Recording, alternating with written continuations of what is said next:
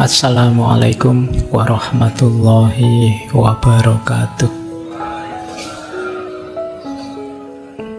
Bismillahirrahmanirrahim. Alhamdulillahi rabbil alamin. Wa bihi nasta'inu ala umurid dunya waddin. Allahumma sholli wa sallim wa barik ala habibina wa syafi'ina Sayyidina wa maulana Muhammadin wa ala alihi wa ashabihi wa man tabi'ahum bi ihsanin ila yaumiddin. Amma ba'du. Bismillah.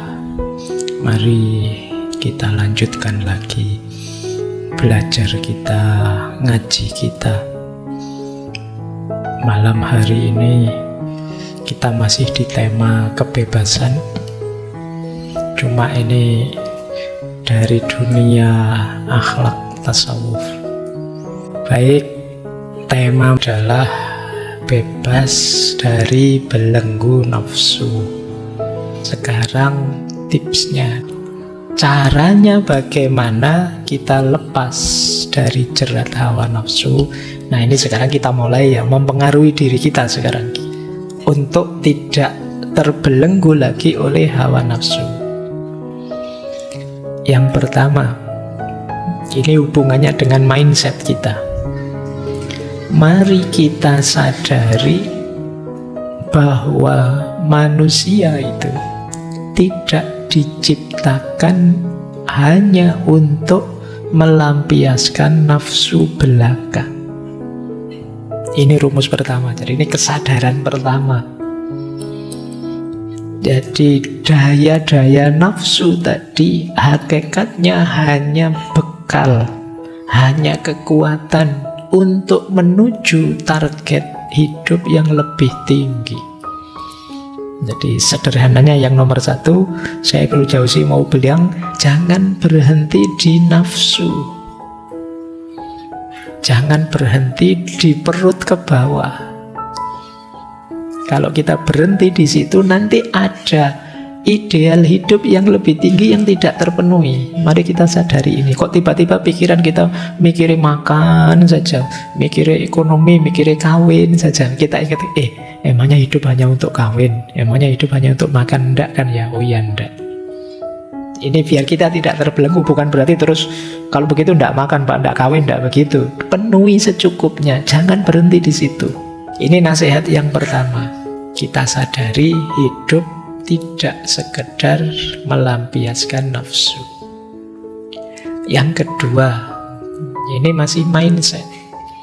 Mari kita sadari, kita pikirkan akibatnya. Kok kita merasa terbelenggu oleh nafsu? Entah nafsu apa saja, emosi, dendam tadi loh, yang 17 tadi. Untuk biar tidak terbelenggu bebas, ayo kita pikirkan sekarang efeknya. Kalau saya sering bohong, efeknya apa ya? Mungkin tidak dipercaya orang. Kalau saya tidak dipercaya orang, sulit nanti saya dapat kerjaan. Kalau tidak dapat kerjaan, lebih mengenaskan hidup dulu. Ini namanya mikir efek. Kalau saya dendam terus sama orang, nanti saya tidak konsentrasi ini, tidak konsentrasi itu, mikir orang itu saja, padahal dia tidak mikir saya. Kemudian waktuku habis tersita untuk menjatuhkan dia, sementara teman-temanku yang lain berkembang, maju, sukses, berhasil, aku stuck di situ. Kalau begitu jangan dendam lah. Ini namanya mikir efek atau akibat ketika kita terbelenggu oleh nafsu. Jadi jangan tertipu oleh nikmatnya sekarang, tapi efeknya besok. Kalau kita terjebak di 17 tadi, apakah birahi, ketamaan, kekuasaan, dan lain sebagainya, mikir besok, jangan hanya mikir sekarang.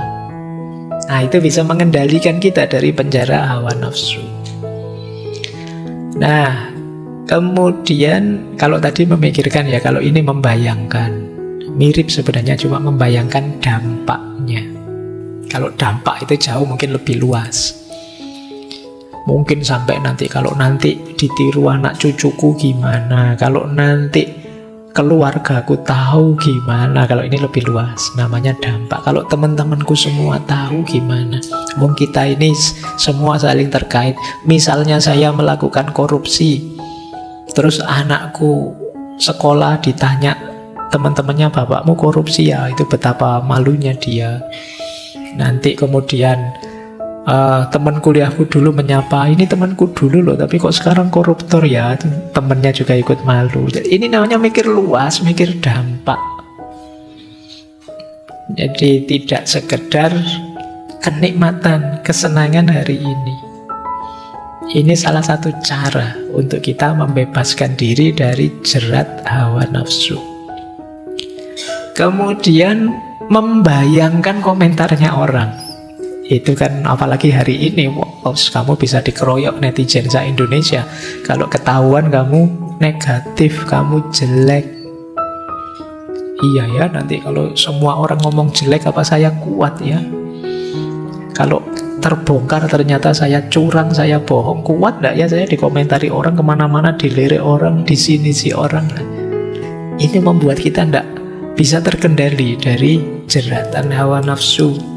Jadi membayangkan penilaian komentarnya orang. Kemudian yang nomor 5, menyadari bahwa nafsu itu sebenarnya kurang bernilai. Nah, kalau ini perlu ilmu, kalau yang ini ya. Nah, makanya penting terus kita belajar. Karena kadang-kadang dorongan jiwa yang negatif tadi, yang 17 tadi itu tidak kita sadari. Tapi begitu kita sadar, oh iya ya, ternyata kayak gini, ini namanya pamer, namanya riya. Tidak penting sih sebenarnya, ngapain aku capek-capek. Nah, wong yo, teman-teman yang sudah suka padaku tidak terlalu butuh pamerku. Yang tidak suka padaku, saya pameri apapun, dia tetap tidak suka. Jadi ngapain sih aku capek-capek kayak gini. Nah, ini namanya mikir. Jadi sadar bahwa ini kurang bernilai. Semua hal yang negatif ini mesti kurang bernilai. Nah, ini coba ya kita balik mindset kita. Kemudian mari kita pikirkan juga betapa hebatnya orang yang menang melawan hawa nafsu, betapa hinanya orang yang kalah oleh nafsunya. Jadi kita kan bangga misalnya sapa wis yang menang melawan hawa. Nabi Yusuf. Nabi Yusuf itu sudah diundang ke kamar, yujane yo pingin. Walakot hammat bihi wa hamma biha. Sama-sama punya punya keinginan. Laula an ro'a burhana rabbi. Tapi dia sadar tidak boleh ini. Masih ingat peringatannya Tuhan, jadi sukses, tidak tergoda. Meskipun ketika mau balik lari keluar terus ditarik bajunya sehingga robek di belakang. Saya tidak bayangkan kalau kasusnya kalian mengalami momen begitu. Itu bisa kejadian beneran, malah mau video kayak mungkin ya.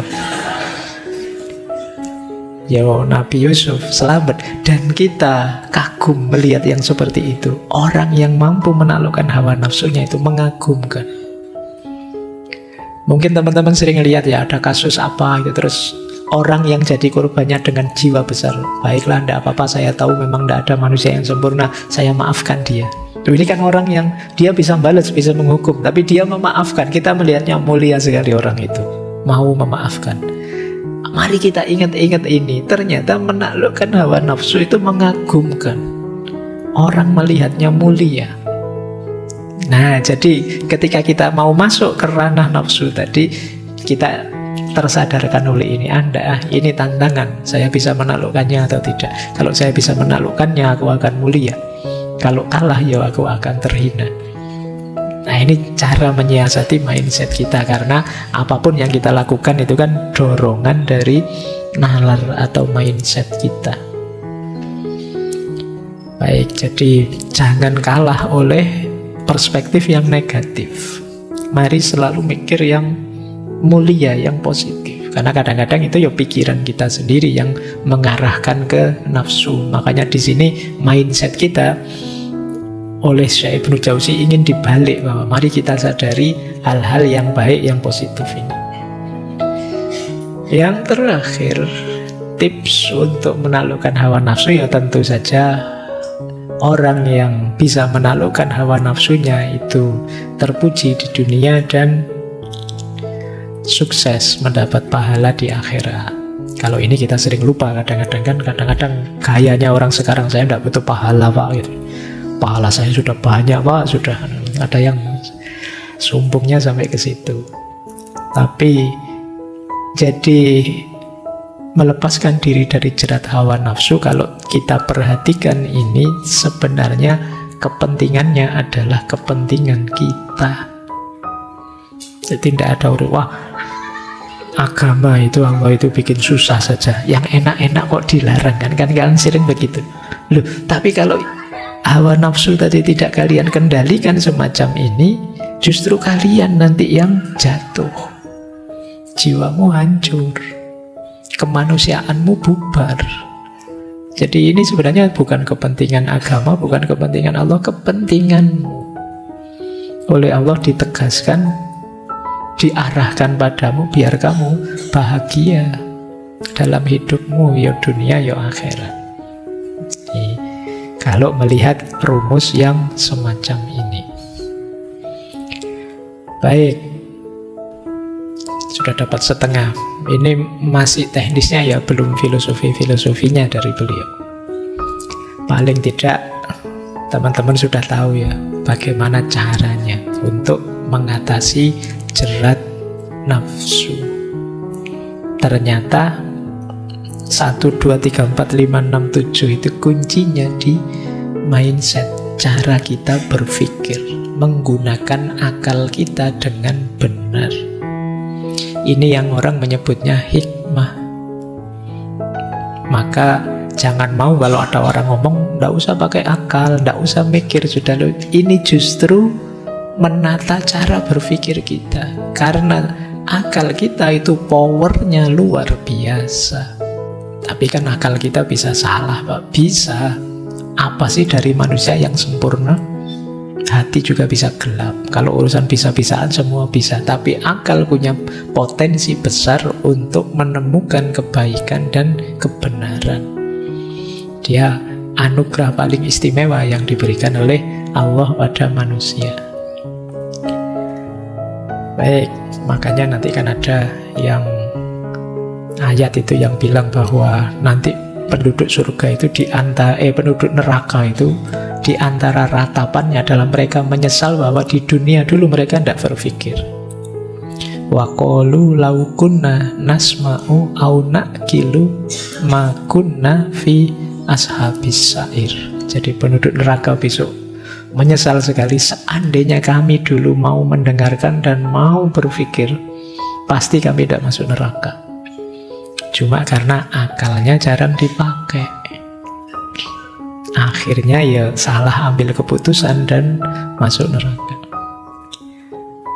Maka menurut Syekh Ibnul Jauzi di kitabnya ada beberapa alat pembebas dari hawa nafsu yang penting. Yang pertama adalah akal budi ya, yang sehat.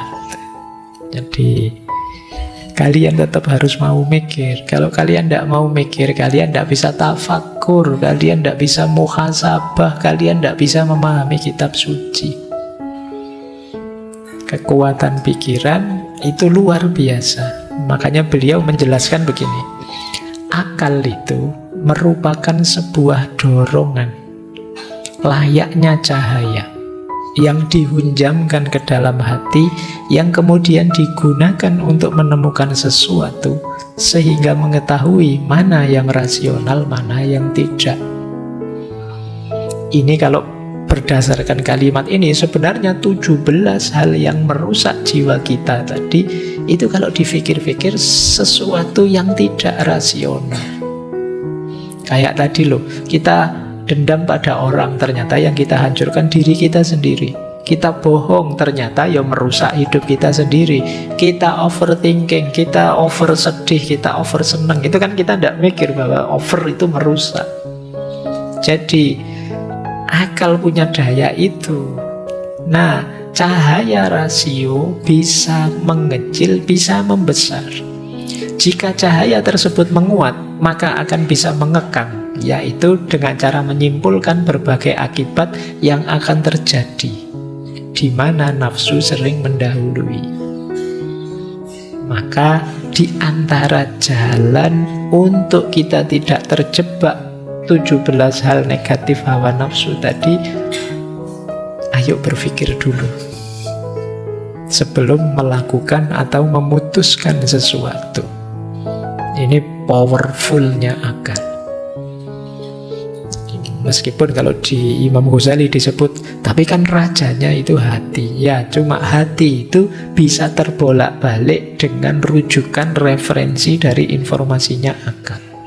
Syekh Ibnul Jauzi di kitabnya mengutip sabdanya Rasulullah di satu hadis, sesungguhnya setiap perjalanan itu memerlukan kendaraan yang kokoh dan arah yang jelas. Orang yang paling kokoh kendaraannya dan paling mengetahui arah yang jelas adalah orang yang paling bagus akalnya. Disinilah pentingnya kalian belajar berpikir yang benar, menggunakan akal budi yang benar. Karena dia kekuatan paling hebat kita sebagai manusia. Beliau melanjutkan begini, tidak sepatutnya nafsu membimbing akal, karena nafsu itu musuhnya akal. Kalau nafsu membimbing akal, maka dapat menurunkan derajat akal.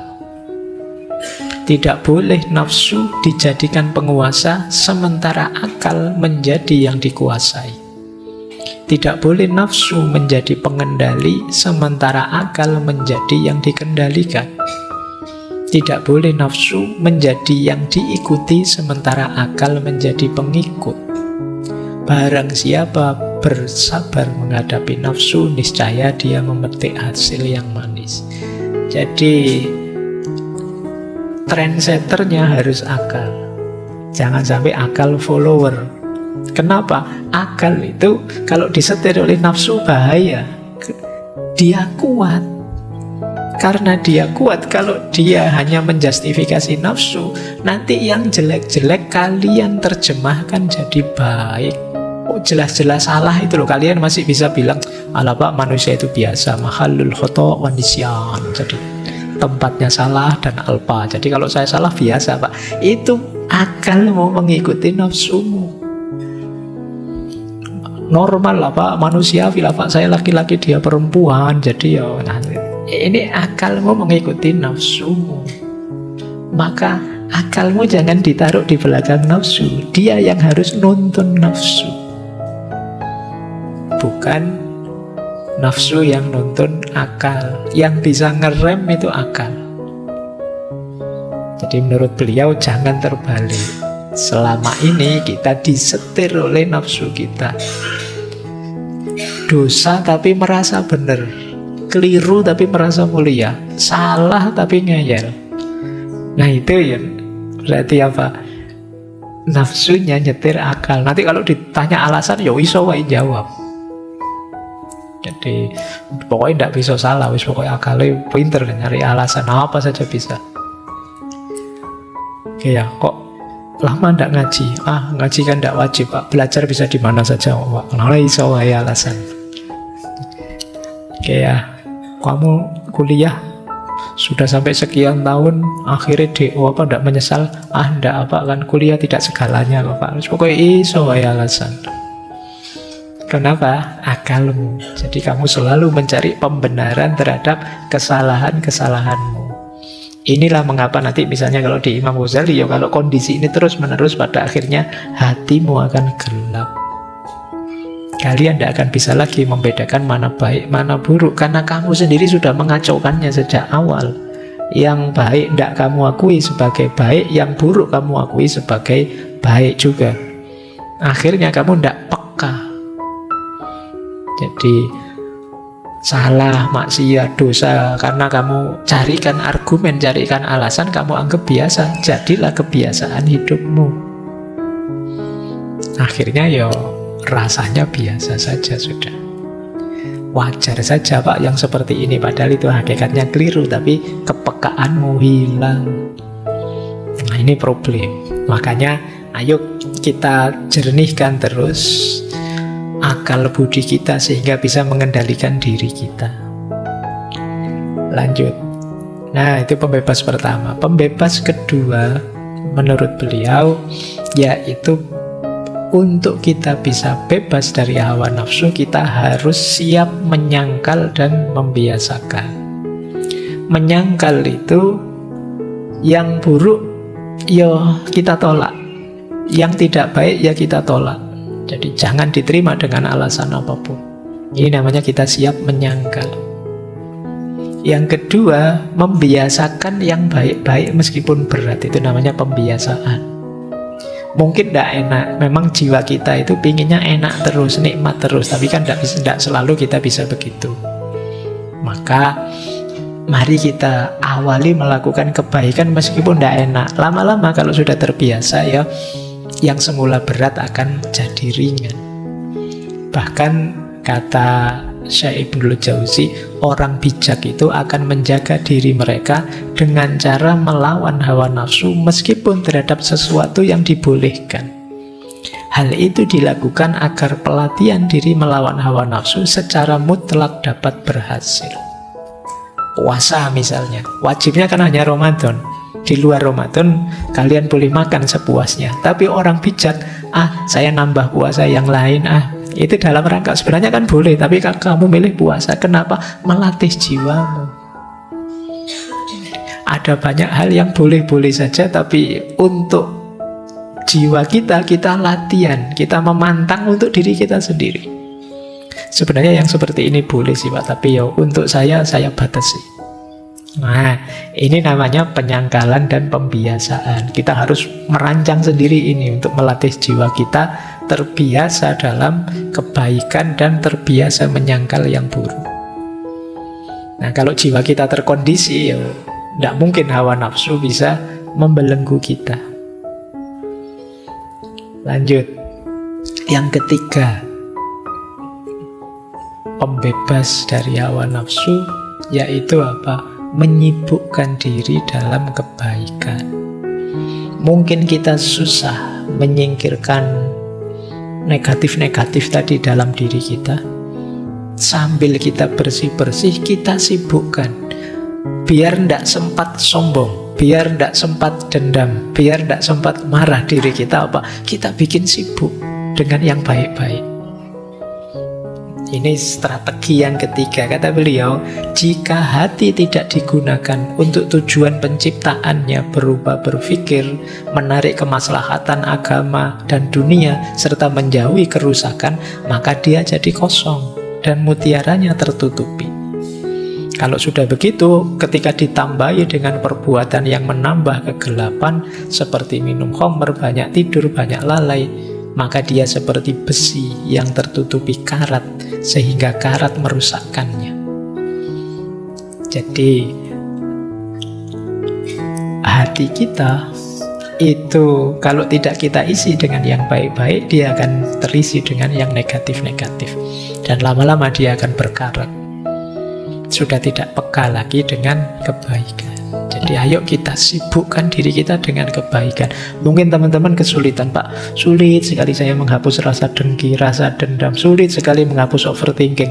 Sudahlah, berhenti overthinking dengan cara apa? Lakukan kebaikan-kebaikan yang mungkin kamu lakukan. Sibukkan dirimu dengan kebaikan yang terjangkau. Mungkin sekedar menemani temanmu kemana, atau membantu adikmu apa, itu bolehlah. Lakukan kebaikan yang mungkin di sekitarmu, biar kamu sibuk. Apalagi yang overthinking, over sedih, over senang tadi kan ya kadang-kadang mengganggu sekali. Caranya apa? Cari kesibukan yang positif, jangan yang negatif, nanti nambah masalah. Sudah banyak masalah lagi. Sibukkan dirimu. Jadi makanya kalau pas sedang stres, sedang suntuk, sedang overthinking, apalah kamu nyapu-nyapu, bersih-bersih kamarmu sudah bersih ya kamarmu temanmu, kamar sak kosmu lah kamu, pokoknya kamu boleh minggu ini semua kamar saya bersihkan, tenang saja gitu ya, biar kamu capek dalam kebaikan. Nah, coba saja kamu gitu. Nanti ada kebahagiaan sendiri, boleh dicoba. Yang kecil-kecil juga tidak apa-apa. Ada temanmu tak buangin sampahmu, ya itu boleh. Apalah gitu yang menyenangkan. Nah, ini dalam rangka apa? Menyibukkan hatimu dengan kebaikan. Daripada dia lalai, dia terlena, nanti lama-lama dia bisa berkarat. Oke, ini pembebas yang ketiga. Pembebas yang keempat, menjaga pandangan. Nah, ini yang agak berat ya untuk kita hari ini. Menjaga pandangan itu saya memaknainya tidak sekedar matanya tidak jelalatan kemana-mana, tapi juga untuk hal-hal yang kita tidak perlu tahu, ya kita tidak harus tahu. Ini namanya menjaga pandangan. Informasi-informasi yang tidak seharusnya kita tahu, ya mending tidak tahu saja. Daripada nanti kita sibuk, kita gelisah, depresi gara-gara itu, padahal itu bukan urusan kita. Jadi kata beliau, banyak orang yang berlatih sungguh-sungguh beribadah pada Allah, terus rusak agamanya gara-gara tidak menjaga pandangan. Ketahuilah, semoga Allah memberi taufik padamu, sesungguhnya pandangan adalah pembawa berita bagi hati. Pandangan menyampaikan berita hal-hal yang dilihatnya, mengukir rupa-rupanya ke dalam diri, lalu pikiran berputar-putar di sana sehingga menyibukkan dirinya dari berpikir tentang hal-hal yang bermanfaat untuk akhirat. Kadang-kadang ada hal tidak penting masuk ke kepala kita jadi informasi, atau kita lihat misalnya terus jadi pikiran kita terus. Padahal seandainya kita tidak tahu, ya tidak apa-apa sebenarnya, tidak masalah. Tapi kita terlanjur tahu, terus jadi beban pikiran. Makanya kalian kalau baca berita, kadang-kadang ada banyak berita yang kamu skip saja, tidak penting, eman-eman membebani kepalamu. Sama seperti pandangan, yang tidak harus dilihat jangan dilihat, nanti malah jadi masalah. Ya apalagi melihat yang tidak seharusnya dilihat. Kenapa? Akan tersisa di kepalamu. Coba ya, misalnya kalian melihat video artis ini, padahal sudah lama, tahun berapa, tapi kan masih ada di kepalamu. Setiap kali artis itu muncul, terus komenmu, saya sudah lihat loh, mesti ngomong. Loh, itu kan berarti dia nempel di kepalamu terus menerus. Itu yang dimaksud menjaga pandangan. Akhirnya banyak hal tidak penting, banyak hal tidak ada gunanya di kepalamu. Itu makanya kalau kalian kuliah tidak ada yang masuk. Kenapa? Sudah penuh isinya, macam-macam sudah. Kamu hafal benar artis siapa saja yang janda, artis siapa saja yang mau cerai, atau itu kan informasimu lengkap sudah di kepalamu. Nah, ayo latihan menjaga pandangan. Beliau ngasih tips begini untuk menjaga pandangan.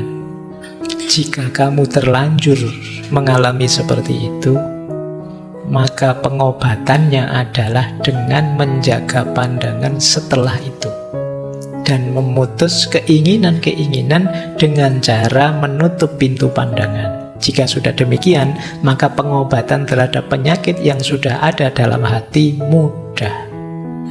Jadi kalau sudah terlanjur seperti tadi, Pak, ini terlanjur isinya kacau, Pak. Caranya gimana? Sekarang ditutup dulu sumber yang masuknya. Analogi beliau menarik. Hal itu karena ada aliran banjir. Kalau ada banjir, kemudian alirannya tertutup, kan yang tersisa genangannya saja. Kalau tersisa genangannya, maka banjir mudah mengering. Tapi kalau alirannya tidak kalian tutup, ya akan masuk terus. Jadi solusinya kamu tutup dulu yang kemarin terbuka, jadi jalannya masuk macam-macam. Kalau sudah ditutup, yang di dalam yang tadi sudah terlanjur masuk kan gampang bersih-bersihnya. Tapi kalau membanjir terus, ya banjir terus sudah, tidak bisa bersih-bersih. Tidak ada pengobatan terhadap penyakit di hati yang lebih kuat daripada memutus sebab-sebabnya. Kemudian mencegah berpikir tentangnya karena takut siksaan Allah. Ketika kamu mengamalkan pengobatan ini, maka dekatlah harapan keselamatanmu. Dan jika kamu membiarkan hasrat, maka hasrat ini akan naik ke tingkat tekad. Kemudian tekad menggerakkan anggota-anggota tubuh. Dari mata masuk ke pikiran, mendorong keinginan, karena pikiran terus memunculkan keinginan. Kalau sudah ingin biasanya naik level jadi tekad. Kalau sudah tekad biasanya akan kamu jalankan. Kalau tadi yang masuk hal-hal yang jelek, yang negatif, ya dia akan mendorong ke tindakan-tindakan yang negatif, bahkan lebih negatif lagi. Sering saya bilang kita itu tergantung apa yang masuk ke kepala kita. Kalau yang masuk ke kepala kita hal-hal yang negatif, maka kita akan melihat dunia ini secara negatif. Kalau zaman saya dulu ada istilah pikirannya ngeres. Pikiran ngeres itu kan karena sering diisi begitu-begitu, yang saru-saru, maka melihat apa-apa ya bayangannya saru-saru terus. Jangankan lihat manusia, mungkin lihat boneka, lihat kambing, lihat apa, itu pikirannya yang ngeres, pokoknya ngeres dok isi pikirannya. Jadi itu kenapa? Yang kamu masukkan di kepalamu. Betul. Lihat kucing kawin, kambing kawin, itu pikiranmu melantur kemana-mana sudah. Ini namanya pikiran ngeres. Ya sama dengan kalau pikiranmu kamu kondisikan isinya yang ganas-ganas, ya mungkin cara berpikirmu jadi ganas. Tiap hari kamu nonton orang jotosan misalnya, ya referensi di kepalamu tentang jotosan semua. Nanti ada apa-apa sedikit, pukul aja sudah, sikat aja sudah, gitu kan. Itu karena apa? Ada rujukan di kepala kita. Mungkin kalian mau alasan, wong saya selama ini cuma baca saja kok Pak, saya tidak pernah komen, saya cuma lihat saja kok Pak saya. Iya, baca saja, lihat saja, itu masuk ke kepalamu kan, jadi referensi, rujukan di kepalamu. Jangan-jangan pada saatnya itu keluar. Kamu cuma baca orang isinya makian-makian semua, kan banyak itu di medsos, itu orang gegeran isinya maki-maki, dasar apa. Nah mungkin kamu tidak maki saat itu, tapi referensi kata-kata makian itu sekarang ada di kepalamu. Pada saatnya kamu lepas kontrol, marah, membanjir itu kata-kata makian, orang terus heran, kamu wongnya kalem loh, mesuh kok nyelekit ya misalnya. Kenapa bisa begitu? Karena referensinya lengkap di kepalamu. Jadi jangan dikira, oh saya itu silent reader Bapak, saya cuma baca, tidak pernah komen, tidak pernah. Iya, tadi diam-diam ngumpul semua informasinya di kepalamu. Jadi ya menurut saya menundukkan pandangan itu hari ini konotasinya bisa luas. Tidak sekedar tidak melihat lawan jenis atau tidak melihat yang bukan muhrim dan lain sebagainya, ya termasuk tidak memasukkan informasi-informasi yang tidak penting, tidak ada gunanya, merusak ke dalam diri kita. Afa hasibtum annama khalaqnakum abasa wa annakum ilaina la turja'un. Apa engkau anggap aku menciptakan kalian itu main-main saja dan kalian tidak akan kembali lagi padaku? Kita semua nanti akan kembali. Dan beliau sangat serius mengingatkan kita tentang itu. Baik, saya kira itu ya teman-teman untuk malam hari ini. Ini materi pengajian tentang bagaimana menaklukkan hawa nafsu. Semoga sedikit banyak ada manfaatnya untuk perbaikan hidup kita. Saya akhiri sekian, kurang lebihnya mohon maaf. Wallahul muwaffiq, wallahu a'lamu bissawab. Wassalamualaikum warahmatullahi wabarakatuh.